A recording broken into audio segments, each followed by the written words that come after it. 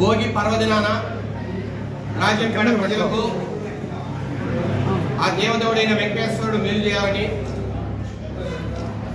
రాజంపేట నియోజకవర్గ ప్రజలందరికీ కూడా భోగి శుభాకాంక్షలతో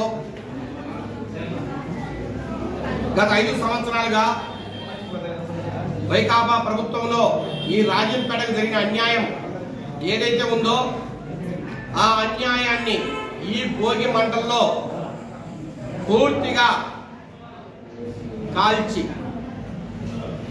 భోగి మంటల్లో దహనం చేసి సరికొత్త రాజంపేట కోసం సరికొత్త అభివృద్ధి కోసం బాటలు పడే విధంగా ఈ భోగి మంటలు ఆ భోగి దేవుడు కూడా రాజంపేటకు మేలు చేయాలని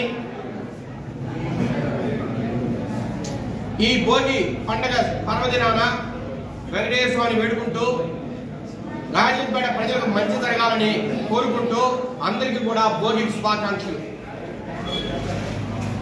అయితే ఈ రాజంపేటకు మేలు ఎలా జరుగుతుంది? దేవుడు అనుకూలిస్తే, దేవుడు ఆశీర్వదిస్తే ఏదైనా మంచి ఒక ఊరికి జరగాలంటే అది ఒక మానవుడి ద్వారా జరగాలి. ఆ మధ్యకాలంలో ఒక ప్రెస్ మీట్ పెట్టా, అయ్యా ఈ రాజంపేటకి ఇంత అన్యాయం చేసినా ఏమాత్రం స్పందించని వ్యక్తికి మీరు మళ్ళా టికెట్ ఇస్తే ఈ రాజంపేట మేలు జరుగుతుందా? ఈ రాజంపేట ప్రజలు మీకు ఓటేస్తారని అడిగాం. ఇప్పుడున్న ఎమ్మెల్యే గారి మీద వెంటనే 4 రోజుల్లో డెసిషన్ చేంజ్.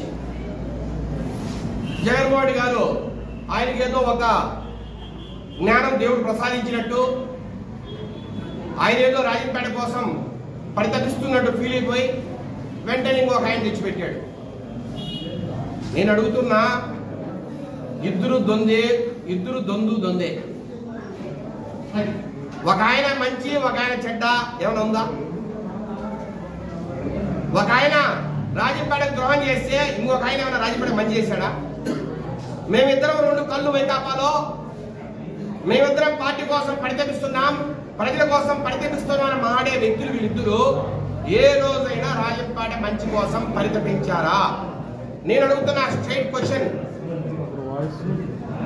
మేడా మల్లికార్జున గారిని పక్కన పెట్టి అమర్నాథ్ రెడ్డి గారిని ఈ రోజు మళ్ళా వైసీపీ క్యాండిడేట్ గా ప్రకటించినంత మాత్రాన రాజంపేటకు మేలు జరుగుతుందా? Straight question. దీంట్లో ఏమి ఎక్కడా కూడా మతలబులు లేవు. నేను ఒకటే అడుగుతున్నా, రాజంపేట జిల్లా కేంద్రం రానప్పుడు, అంత భీకరంగా ఉద్యమం జరిగేటప్పుడు ఈ ఆకేపాటి అమర్నాథ్ రెడ్డి గారు స్పందించారా? ఏ రోజైనా ఒక్క ప్రెస్ మీట్ పెట్టారా? ఉంటే చెప్పండి.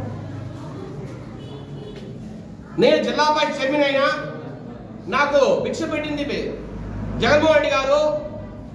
నాకు ఇంత పదవులు ఇచ్చిన తర్వాత నేను ఆయన మాటకు అగెనిస్ట్ గా నేను మాట్లాడలేని చెప్పిన వాస్తవం మీరు కాదా?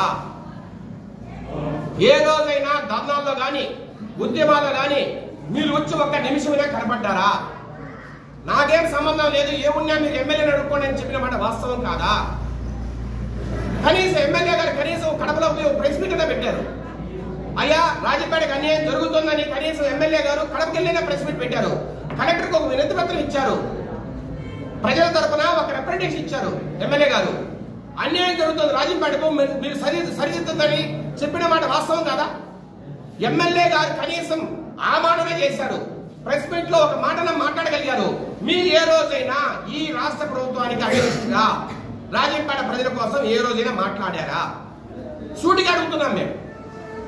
మీరు నా మీద ప్రెస్ మీట్ పెడతారు, నన్ను తిడతారు, అవసరమైతే నన్ను అటాక్ చేస్తారు, కొంతమంది మాట్లాడతారు, నీ మీద కేసులు పెడతారు,